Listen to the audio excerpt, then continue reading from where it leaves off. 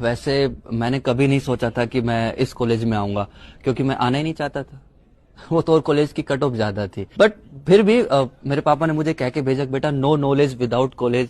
But अब ऐसा लगता है कि पापा you don't have knowledge about this college, वरना आप कभी ऐसे नहीं कहते। वैसे पापा जिंदा हैं। फिर भी इस कॉलेज के टीचर्स है वो मेरे लिए इंस्पिरेशन है।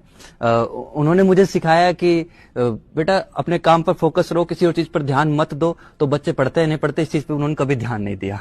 इस कॉलेज ने मुझे एक बहुत ही बड़ी सीख सिखाई है कि वर्क प्रेशर को कैसे झेलना है।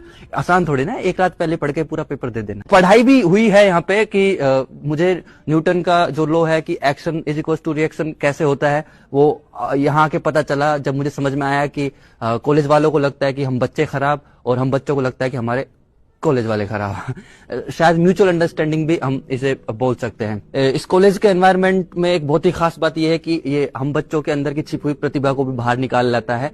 वरना मैंने कभी सपने में भी नहीं सोचा था कि 10th 12th में इतना पढ़ने वाला मेरे सेकंड सेमेस्टर में बैक लग जाएगी। तो थैंक्स फॉर दिस, मेरे उस हुनर को बाहर निकालने के लिए टू माई कॉलेज। थैंक्स के साथ साथ मैं थोड़ा सा सॉरी हूँ, मैं ईमानदारी से कहूँ तो, क्योंकि मैंने मेरे मम्मी पापा को कभी ये नहीं बताया कि मेरी कितनी बैक लगी है। बट कॉलेज के लास्ट सेमेस्टर तक आते आते मैंने अपनी सारी बैक्स क्लियर कर ली, क्योंकि मुझे रियलाइजेशन हो चुका था कि इस कॉलेज को एक साल और नहीं झेल सकता मैं। इतनी सारी यादें यहाँ से जुड़ गई हैं, तो अब मुझे दुख हो रहा है कि आज मुझे यहाँ से जाना पड़ रहा है। मुझे तो पहले सेमेस्टर में चले जाना चाहिए था। यही आखिरी विचार के साथ आराम देना चाहूंगा वाणी को कि एक बार डिग्री मिल जाए बस।